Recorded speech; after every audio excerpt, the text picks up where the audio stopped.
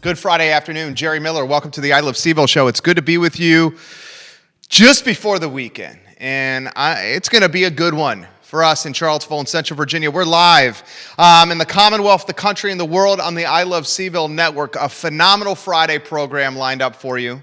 Phenomenal program. We're going to give you some insight into the Guadalajara restaurant brand, an institution, that is safe to say, in Charlottesville and Central Virginia. One of the co-owners of the Guadalajara on JPA in Fry Springs, Johnny Ornelas, is going to join us. I love Guadalajara. Good food, served quickly, served friendly, served at fair price points, and an environment that's good for a 2-year-old, my son, all the way up to my mother-in-law and my grandmother have eaten in Guadalajara. Literally, I've gone there with 4 generations of family.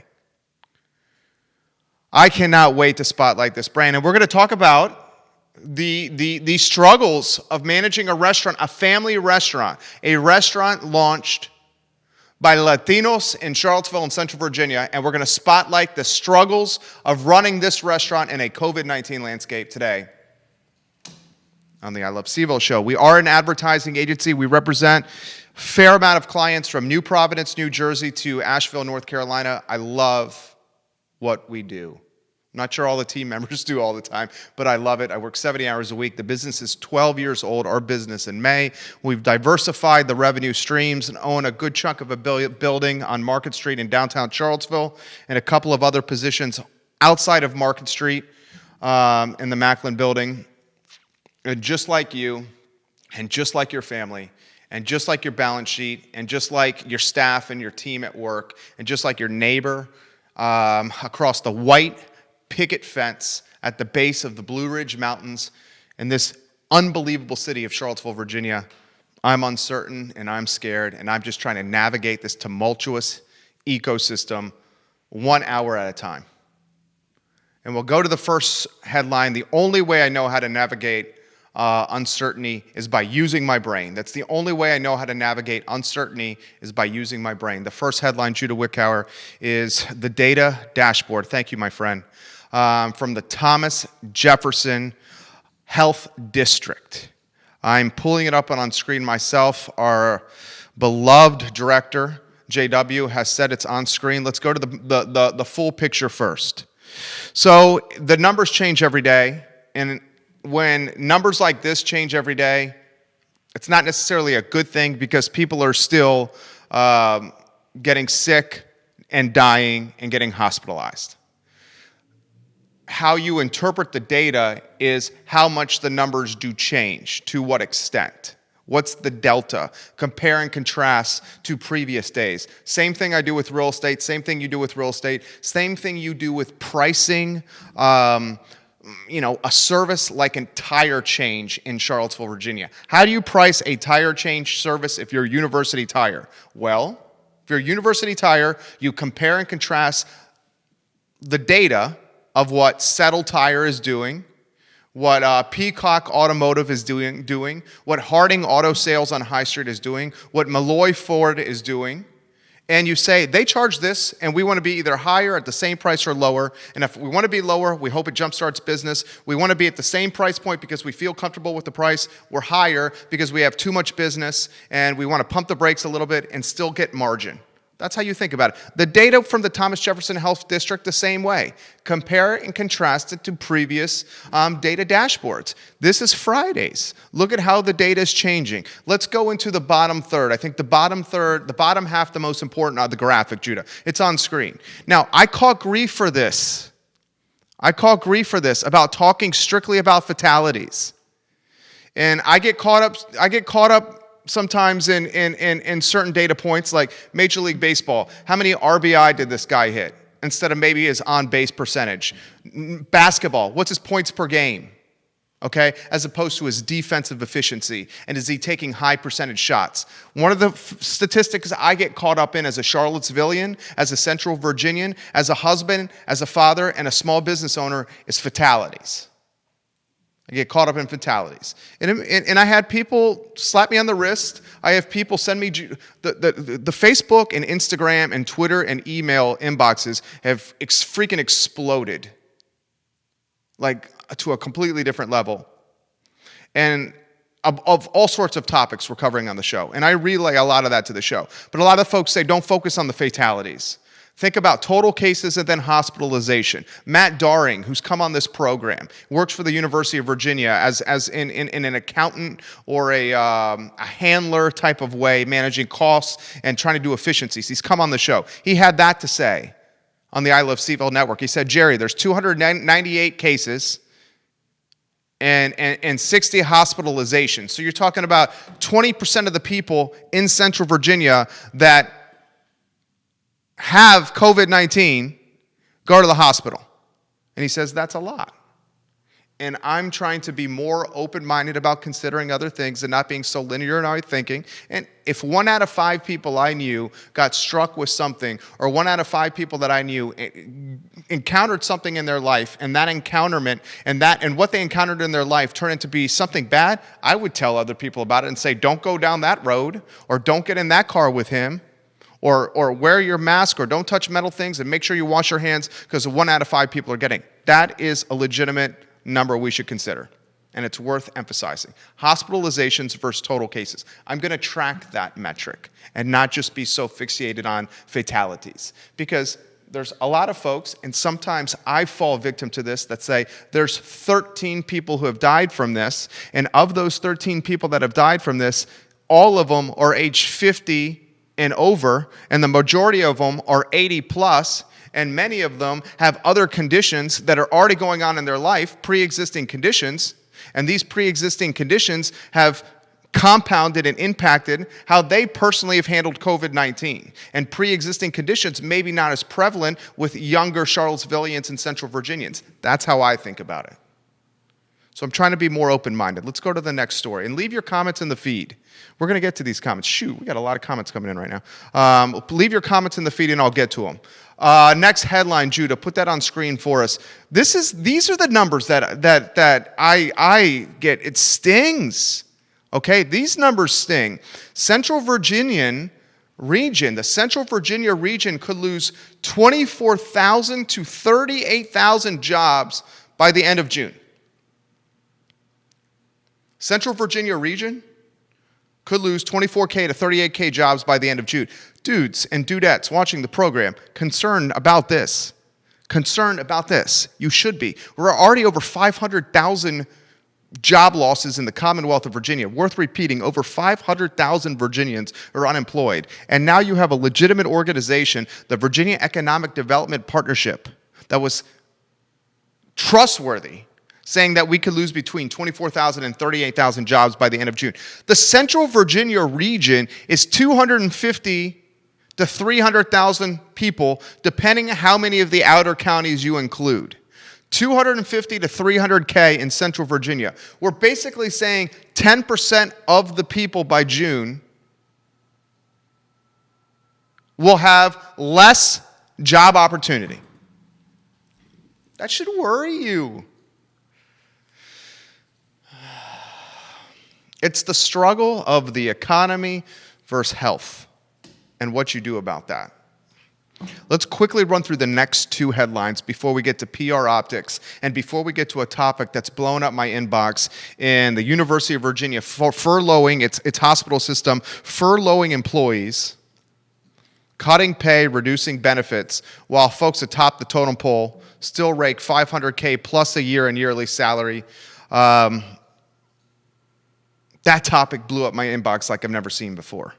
We'll get to that shortly. Before we do the next 2 headlines, a family in a really tight spot from the Daily Progress. The next one, restaurants face a challenge from takeout. The family in the really tight spot, cash-strapped renters worry about the future of the economy and where they're going to live. Dudes, this is going to get... I'm relaxing. This is going to get more concerning because what you're seeing with the stock market right now is you're seeing the stock market rebounding. Now, today's a little off day.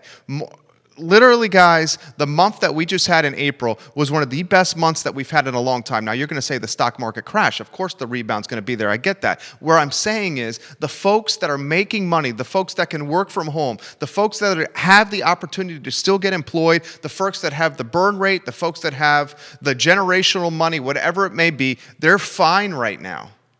The folks that work in tourism, the folks that work in restaurants, the folks that work in retail, very much the opposite. So the gap is largening. And when you throw in headlines like 38,000 job losses potentially for the region, you throw in headlines where landlords aren't giving breaks to renters, and you throw in headlines where restaurants aren't sure how they're going to adapt to 2020 and 2021 to survive, then you realize, boom, boom, boom, those are the categories that are employing the folks that are already vulnerable right now.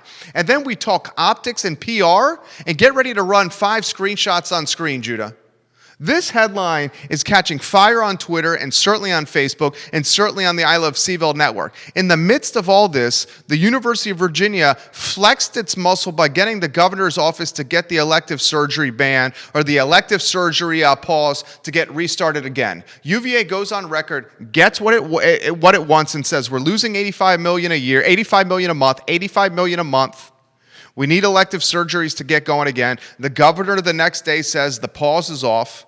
And one of the things that is untold, that is now being told, I think a lot of it has to do with what we're doing on this network. The spokesman, the head of the hospital, Dr. Kent, the Progress is doing a hell of a job covering COVID-19, the Daily Progress.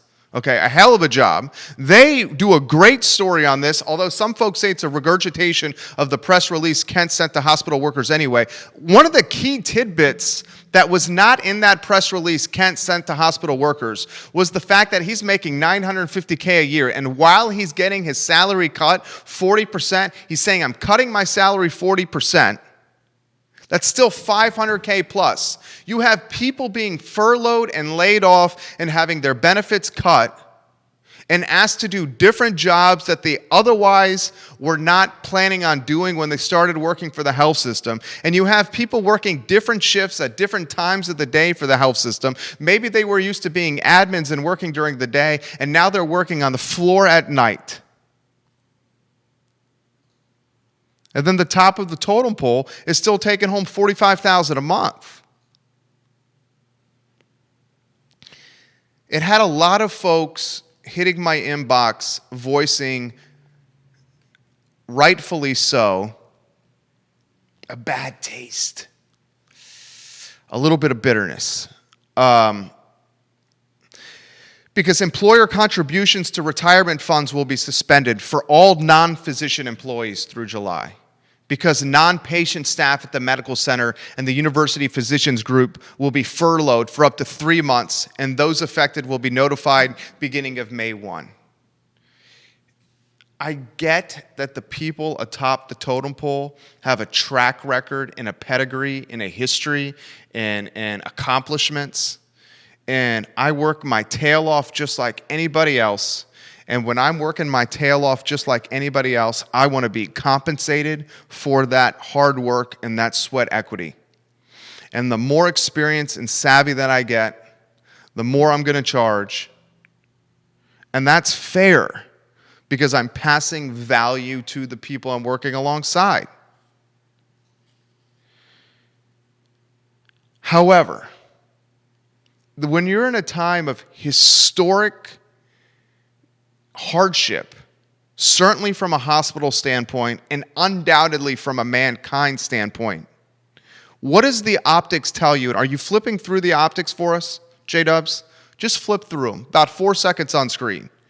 What does the optics tell you when 30 million Americans are unemployed, when triple that are underpaid or furloughed, when the economy is doing a roller coaster ride that's synonymous with the Loch Ness Monster at Busch Gardens, when we're unsure of the housing market, which for a lot of folks is our most prized investment in our portfolio from a retirement standpoint, we're unsure about the future of our jobs, We don't know if taxes are going to be raised on us because our municipalities don't have the working funds because restaurants and retail and the economy is closed.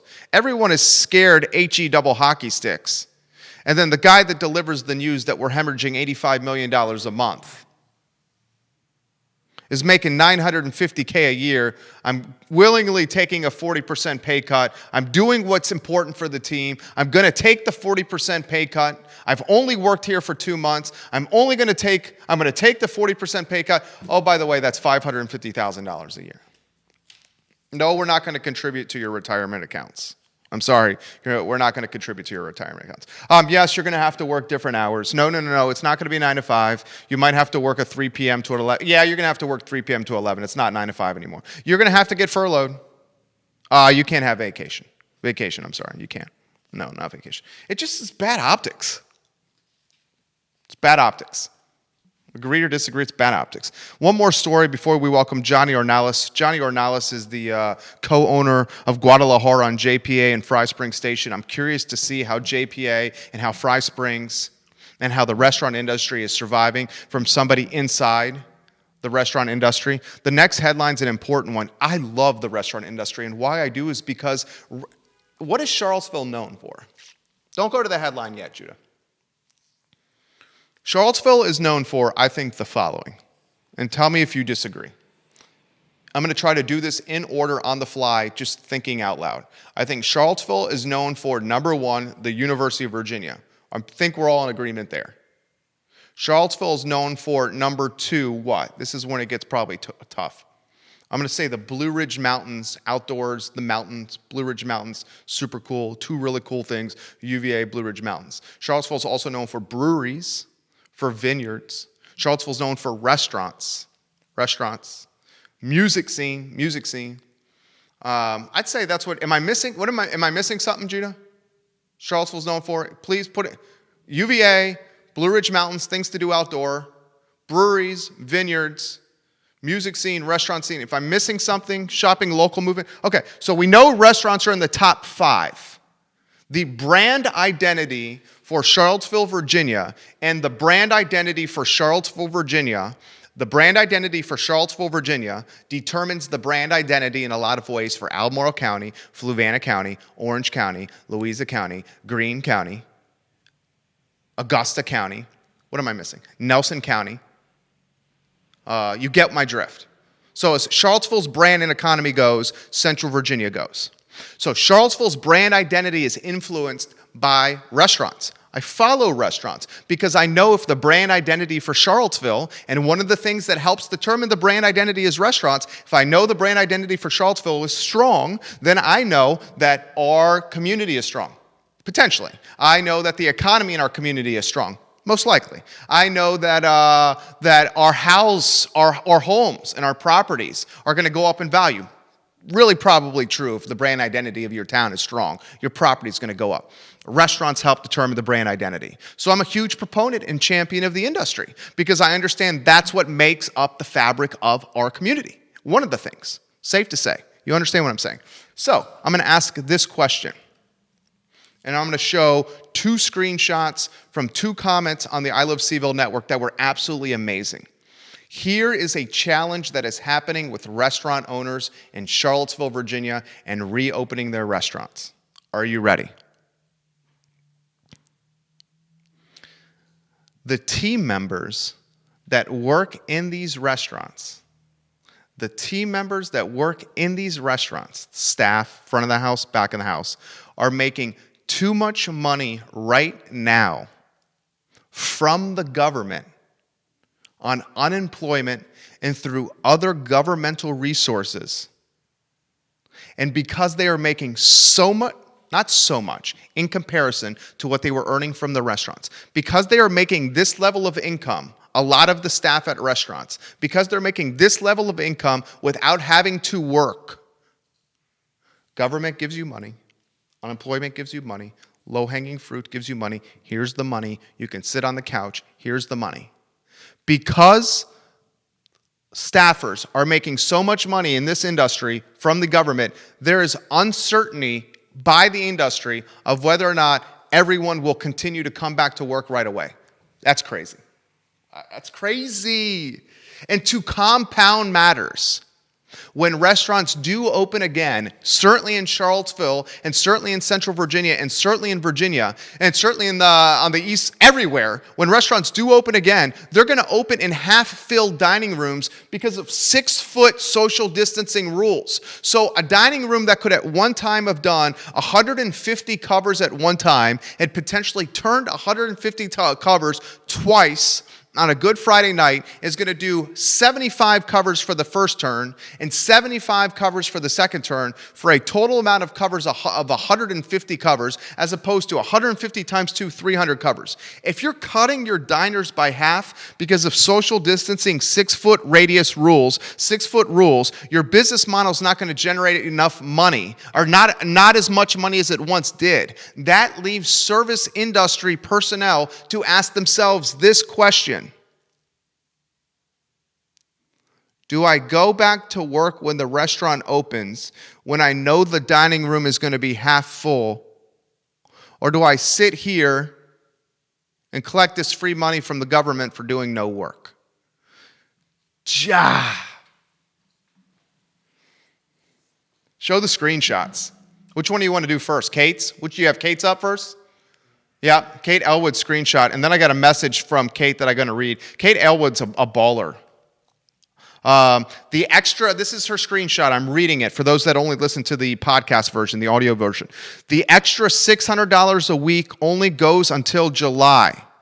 It's nice extra now for people, but once that goes away, the real shock of what true unemployment pay is like weekly will be eye-opening to those on unemployment. It's not enough to live off of, especially if you're supporting a family and live in Charlottesville. So, the $600, the little extra, the little gravy, goes to July. Does that mean if you're a restaurant owner, you got to wait until the $600 goes away till you can truly open your restaurant again? Because when the $600 goes away, then your staff starts feeling the pinch of not having the money and comes back ready to grind. Is that the case? I hope not. I hope not. Hayes Humphrey's comment. Hayes Humphrey's big time. I'm just going to call him by name by now, but he is big time in this space. I'll leave it at that. Hayes Humphrey's talking about unemployment. Chris Mead is also a guy that you should follow here.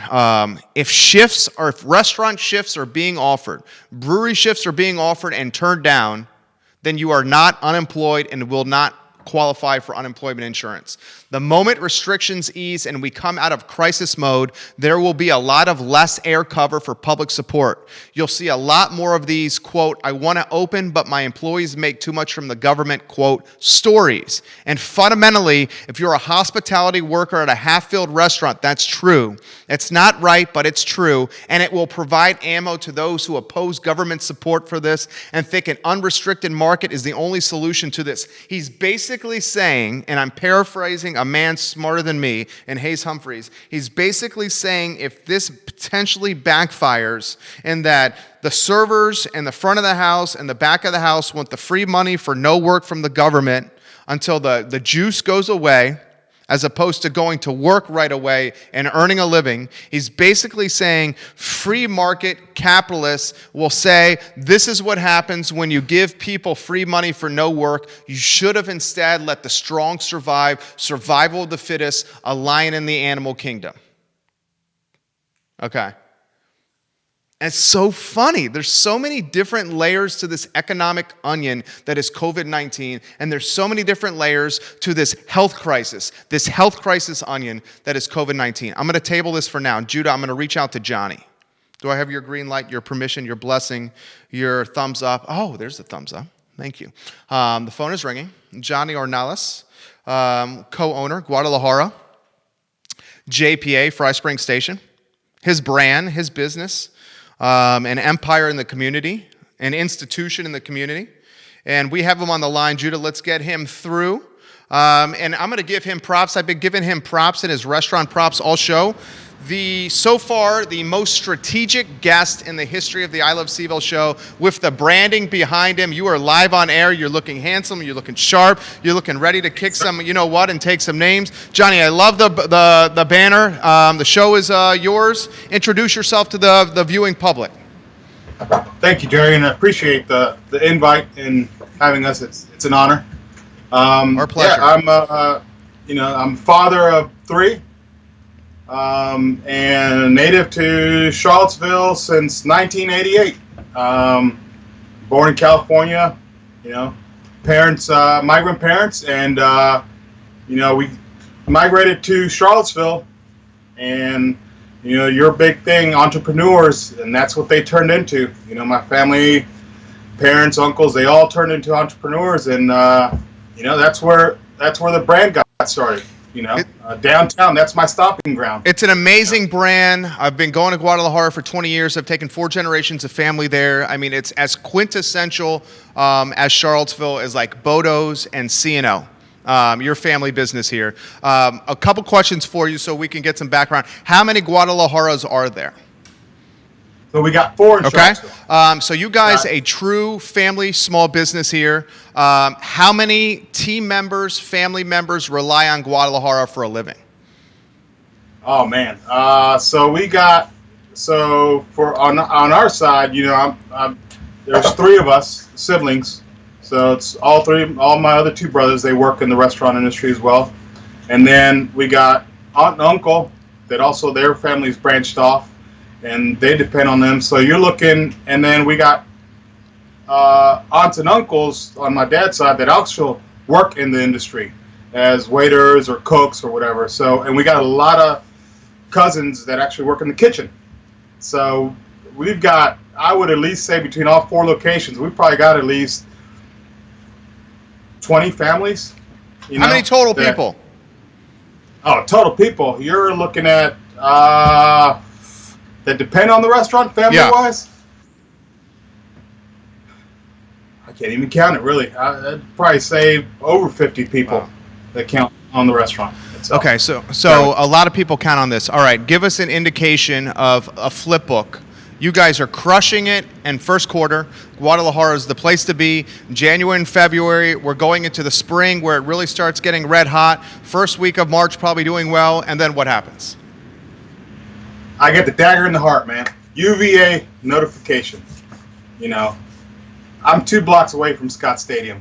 I'm a block or so away from some of these dorms. And, you get the notification, UVA shutting down. Nobody's coming back from spring break, and it's like you sit there in awe for about half an hour just thinking what's going to happen, and then from there, the rest of the month just went downhill. It's just uncertainty of what we're going to do, what's going on, how can we react to this, just from the customer's aspect, our employees aspect, safety, precautions, it's just everything went downhill from there. How'd you respond? How's the meeting of the minds, the brain trust with Guadalajara's here? What'd you guys? What was the thinking? I can't even imagine, dude.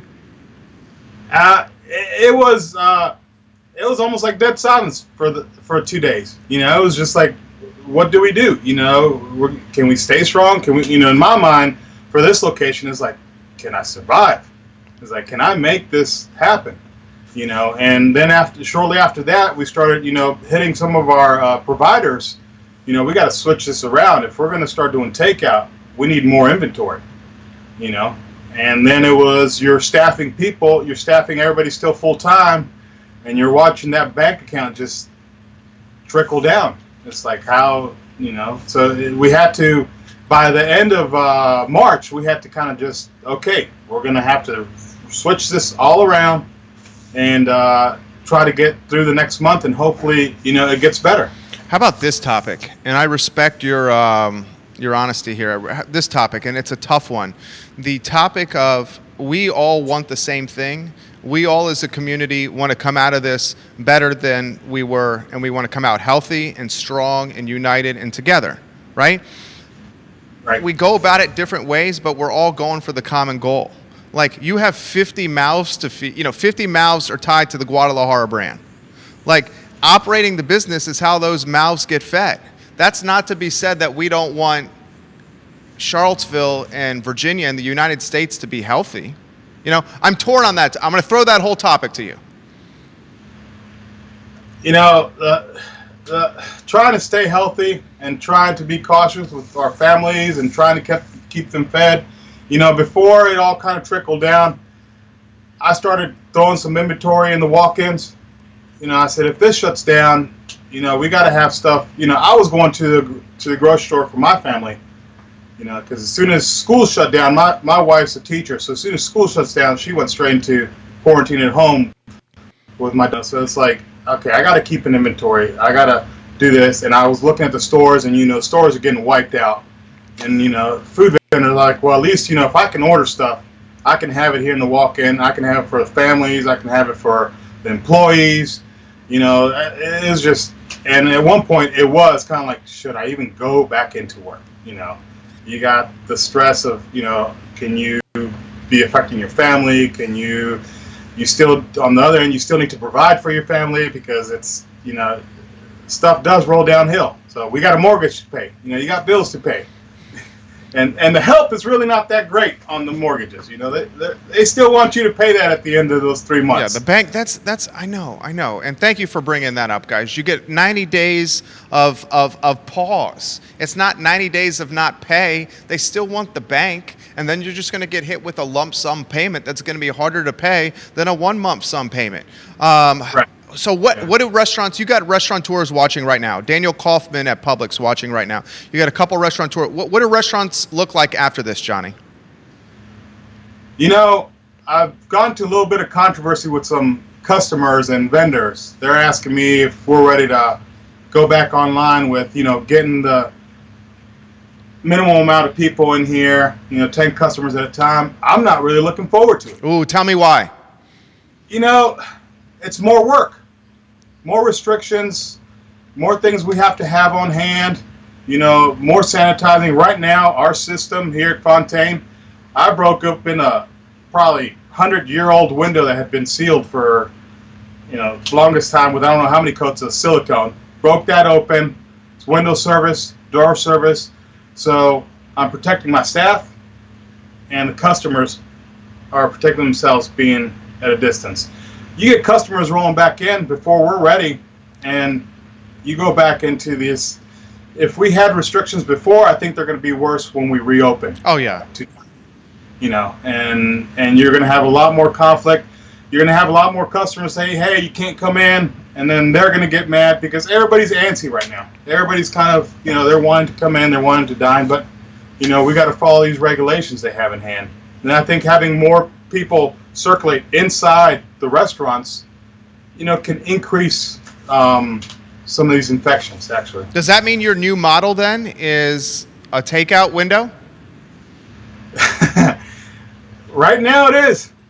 Right now it is. You know, we luckily some of our models, and I know you've touched the base about these third-party delivery services.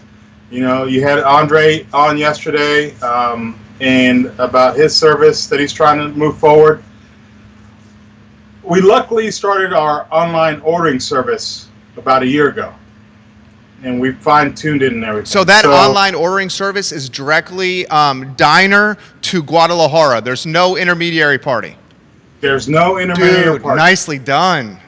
You know, and it's one of the biggest things, you know, that many nights of talking with my wife about how things are going, things like that. It's one of the things I can really, really pat myself on the back for getting that going. You know, the third-party deliveries, they're great, and they helped me out, you know, 6 years ago to get this location. You know, let's get the name out there. Let's get this. A lot of people, you know, Guadalajara where? Next to Ornelas. Where? You know, but this, getting the third party at the time that was Order Up, that, you know, ignited the fuse. And then having the website being ordered directly from our website, from our Facebook page, from our Instagram, you know, from anywhere, and it goes directly to us, and there's no hidden fees, there's no upcharges on the food. You're getting our menu prices. You know, you can select curbside, you can pick up, you can order delivery, and we don't pay a delivery fee. So they use DoorDash drivers. which the customer pays to get it delivered. You know, we don't. There's no other hidden fee in there. It's you pay us, you pay in part the driver, and you know that's it. Okay, can I do? Let me jump in here. So we have a lot of restaurant owners watching right now. You're giving some secret sauce right here. I mean, there's a lot. We got to survive somehow. Amen, brother. You know? That's why I want to highlight it. I mean, the man is giving secret sauce here. Restaurant owners that are watching the show, he has built an online ordering platform himself that Guadalajara owns. The online ordering platform interacts with the marketplace. The consumer, the diner, the eater, me, can order through his Facebook, Instagram, or website, and the money goes directly to him. No cut for Grubhub or third-party delivery. This is the future. Restaurants in Charlottesville, this is the future. This is the future. Okay, so go on. You're doing this killer system. How much, can I ask you a business question? Percentage of business coming from online ordering. It's got to be upticking. So before all this happened, we're percent. Online ordering. Online ordering. Direct to you. Yeah. Wow, good for you. Right now, we're probably 40% direct to you. 45. Good for you. You know, right now they're still competing with Grubhub. Sure. You know, Grubhub has such a large platform. Of course. Yeah. You know, so we're still kind of, you know, competing. But I mean. But every check that goes through your platform versus Grubhub is an extra 30% in your family's pocket. Correct. Yeah, this is genius, dude. You're a smart guy. I learned from this guy right here. This dude's a smart guy. All right, so future of fine dining. You're not fine dining, and No. Okay, but the future of fine dining. I got to ask you, what is it? You know, it's hard to say right now. As you were talking about employees, that's a toughie. Employees coming back. Luckily, yours are family, and you can ground them. You can ground them. Employees. So we're actually probably about at 80% right now. Yeah, you're lucky. Employees. Yeah. So, future of restaurants. You know, I wish I could say it would be. I know it's going to be more online ordering. I know it is. I mean, at the rate, as much as we've pushed and done this and done that to get that out there. But I think when everything settles down, it's going to be more streamlined. Because now with online ordering and people knowing about it, you're not going to have those call-ins. You're not going to have people delaying you as far as your wait staff. It's, you know, people come in, you're giving better service to the customer as opposed to, you know, like me, I only keep 2 waiters on hand. So if you got one running tickets, and you got the other one on the phone for 15, 20 minutes because they're doing add-ons and stuff, you eliminate that phone call and streamlines through. Now we're giving better service to the customer and also gives me more time to do more things that will make the Guadalajara brand grow, you know, to facilitate things, to get more to the customers. Brilliant. Great analysis. This is Guy's high-level business right here, instruction. He's basically saying it's the opportunity cost of time when it comes to a business. And the more efficient a business runs, the more time a business has, so the more time the business can do more things for the business to grow, to help it grow. He's exactly right. You very strategically, my friend, sidestepped the future of fine dining question, which I really got to give you some props for. You did that diplomatically. Do you think there is a future in white tablecloth dining? I think you so. do? I think that, you know, for Charlottesville, you know, I think it's, you know, everybody's down to nitty gritty. You know, all these locally owned restaurants, you know, that are doing their things. Friend of ours from Con Mole, you know, Vinos. He's dug down and he's done what he's got to do. So I think if we kind of just keep our nose down to the grindstone and keep things kind of above water, when things turn back around, I'm hoping that, you know, the local brands will, you know, shine over everything else that's out here. We know with everything that's going down, all these corporations, what they're doing behind the scenes in these times, I mean, it's going to affect them. It's got to affect them through social media, through everything. It's like, you know, that you're going to think about it twice. You know, why am I going to go there if they did this to their employees? You know, why am I going to do this? You know, we're trying to, you know, we love the community. and we got to thank the community a lot because they've been helping us a lot right now. You know, they've been keeping the oil machine for us. You know, they've been keeping our families going, and you know, it's a great community. And I think, like I said, those local businesses, I hope they can surpass this, and they should be able to shine right above with everybody else, and we can keep Charlottesville more locally than. Amen. Amen. Amen. Then, like, say, Fredericksburg, right? Amen. Toughest question I'm going to ask you. Okay. Do you open the economy again? That's a tough question. I think what you brought up about unemployment is going to create a big conflict. You know, if you open it back up, you're still going to have a trickle-down effect, because if you're making more money than you were working, you're not going out right. What are you spending on? You got, well, I would hope. People are saving money now, you would think, right? Yeah. So when everything reopens, I'm thinking a lot of people are going to hang back and be like, well, I've got this in the bank. Let me see what's out there. And you're going to have people going back and forth, back and forth, back and forth. And I don't think the manpower is not going to be there to get it going 100% right now. Interesting. They got to figure out what's going to happen. You know, I don't think we reopen, let's go. But what's going to happen? I'll play devil's advocate with you. One businessman to another businessman, with a lot of your colleagues watching here. Would a strategic restaurant owner and someone who is a visionary not benefit from potentially opening first to capture the first to market reopening business, to start training the marketplace that, hey, we're back, because that takes a while to do, and even potentially more importantly, this guy or gal that's first to market that opens may potentially have their pick of the litter of staff and could get a collection of all-stars like Lionel Messi's and CR7s on their staff, because they got nowhere else to go. They don't have the Barcelonas to go. You know what I'm saying? Yeah, I know what you're saying. I think they're gonna enjoy it for a little bit. But you know, what I've noticed over the years, people kind of roam around. I mean, even if they've been with you for a while, new restaurant pops open. And it's always, you know, a lot of people in Charlottesville, what can I get better? The grass is always greener. Yeah. Yes.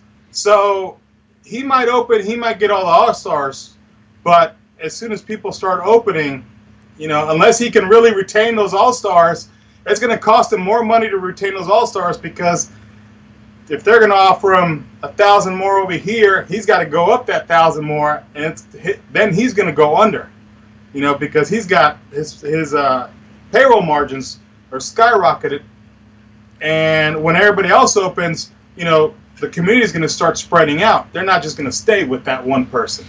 So, you know, I think if you're the number one person to open, you know, tomorrow, it's kind of, I would say, a good idea to kind of soft open. You're not going to go, you know, all in, because you're not gonna, it's like opening a brand new restaurant. For the first year, you're gonna be going. But then after that, it's gotta trickle down. You're not gonna stay there. Great analysis. Radford, a couple more questions. You're crushing it, dude. You're made for this setting. Radford and VCU both committed to opening in the fall. Radford and VCU. Did you breathe a slight sigh of relief that this could have influence on UVA and Jim Ryan? You know, I'm kind of worried about UVA. I want them to reopen. You know, I want them to reopen. You know, you want everything kind of go back to where it is. Only thing you start thinking about is, as far as you talk how the infection carries and moves around, you know, we got a lot of international students.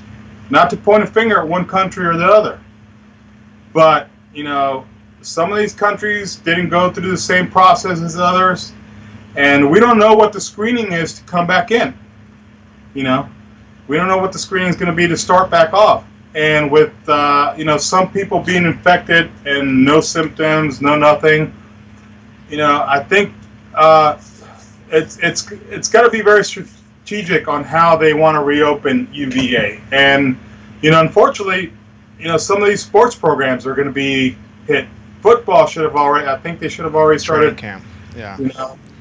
Summer camp. So I want to see it open, but I think it's they got to really strategically think of how they're going to do it and take everything, not just the local in the U.S. students in hand. They got to take everything, in hand on how they're going to attack that. Love it, dude. You're good. Final question here. Gives you absolute autonomy. Anywhere you want to go, you have Charlottesville, you have Central Virginia watching. I'm going to go ahead and say it. This man's family business, guys, on JPA by Dirty Nelly's. Support it. Go to Guadalajara, support it. Go to JPA, support it. Right by Dirty Nelly's. Support the restaurants. Support the local business owners. Let's flood this man's family business with orders, please. Final word, Johnny, is yours. Anywhere you want to go. I just want to thank the community. That's the biggest thing. Like I said, we've been part of this community since, my stomping grounds downtown. When I was working there, 12 years old, learning the ropes in that area. We were all learning the ropes because this is a new business. The community's been great to us through all these years. I did schooling here, multiple things. My family, it's just a great community, and I can't appreciate it enough of where we are because of everybody in Charlottesville. And we just thank you. Thank you. And thank you. Johnny, you are awesome. Can we do it again? Sure. Okay. Thank you. You have a good one. Sir. So good, guys. He was so good. Flood the family businesses with support. Flood his business with support. Guadalajara, guys. All the Guadalajaras. He said 4 in Central Virginia, I believe. Didn't he, Judah? Man, what a good interview. We're going to archive that interview in totality on ilovecville.com and also on podcast and on iTunes. I want to get to some comments. There's a lot of comments coming in here that I need to get to. We've had a good show here. Herb Porter. Herb Porter says this. Herb Porter's a man about town. Herb Porter is a man in Fifeville, and if you know stuff about Fifeville, you know Herb Porter is one of the mayors of Fifeville. Jerry, I try to keep it simple, Herb Porter says. With 63,851 deaths from coronavirus in the U.S., that's more than the population of Charlottesville. So to me, that means the entire population of Charlottesville has been removed from existence. Again, that's how I make it relevant. Stay safe. Respect. I'm giving him a heart on that. And then, Herb, I'll respond later. I respect that comment, Herb. I really, really do. Andre Xavier, Jerry, just imagine when the $600 a week federal benefits run out. Unemployment will have a huge negative impact for now. The stimulus money is keeping people afloat. Once that stops in a few weeks, we will see the real impact. Totally agree. As a result, do we see the $600 a week federal benefits when they run out and the working class really is feeling the tight and the pinch of money? Is that when we see retail, brick and mortar, restaurants, vineyards, and breweries open again? Here's the conundrum. If you're making more from the government for doing jack diddly, if the government says, here's a bag of money, sit on your couch, we'll give you another bag of money in 2 weeks. And you can play Xbox, PlayStation, drink some beers, drink some wine, wake up and chill in your robe, make some grilled cheese sandwiches on the George Foreman grill and get the cheese that melts on the edge of the George Foreman grill on the bottom, the one that gets really toasty and crispy and brown and kind of like fried, and you peel it off the George Foreman grill and you eat it like a potato chip. You could do that all day as opposed to working. A lot of people would peel the cheese off the George Foreman grill and eat the fried cheese like a chip as opposed to working. So maybe you see folks, maybe you see the brick and mortars, the 30 million people that are unemployed in America, the 500,000 Virginians that are unemployed in Virginia, a large lion chunk of them come from restaurant industry, tourism, hospitality, and retail. We know this. More comments I want to get to. Sharon says, I absolutely agree with you, Jerry. Kate Elwood says, I love your vulnerability and insight, Johnny. Johnny, I'll tag you on that. Daniel Kaufman is watching, and Daniel Kaufman offers a lot of strong perspective on the show. He's the owner of Public Fish and Oyster, who has one of the best happy hours in town. And he says, can you imagine Public opening at limited capacity? We would have like 3 seats. He's right. Gosh, why would the servers go back to work when they know that the dining room can work at maybe half capacity?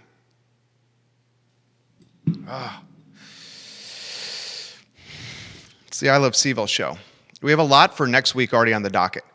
Eric Kelly is going to join us at 12:50 on Monday. He's pivoted from being a wedding photographer of the superstars, literally traveling across the globe in the country, doing 6-figure weddings, Eric Kelly, getting written up in, was it Vanity Fair, Eric? I think it was Vanity Fair. Getting written up in global publications and magazines, Eric Kelly, is being a wedding photographer of the stars. Well, Eric is a husband and a father of 3, and a husband, and needs to pay his mortgage, feed his family. And he's a businessman and an entrepreneur, and the founder of Para Coffee at one time that later became Grit Coffee. Para Coffee was on Ellwood Avenue. He founded this coffee business. It later became Grit Coffee, and he pieced out and exited. Well, he's like, I got to pay my mortgage and feed my 3 kids and be a husband. He's pivoted from being a wedding photographer of the superstars, doing 6-figure weddings, to becoming a green-thumbed virtuoso entrepreneur that's building cedared wood garden boxes for homes across Charlottesville, Virginia, and also selling herbs that he scores at great price points from a well-kept, secreted farm in Harrisonburg. So the wedding photographer of the superstars is now a green-thumb entrepreneur selling garden boxes and herbs from a farm in Harrisonburg. And I think that's awesome. Awesome. We're going to talk about it with Eric on Monday. I'm Jerry Miller. It's the I Love CVille show. Have a good weekend. Get after it this weekend. Do not just stay in the house this weekend. Go somewhere. Go for a walk. Go for a park. Support a restaurant. Get takeout and sit on a bench on the mall. Get takeout, sit at a park. Put your kid in a stroller and push him around a lake. Get out of the house. I'm serious. Get out of the house. It's the I Love CVille show. Take care.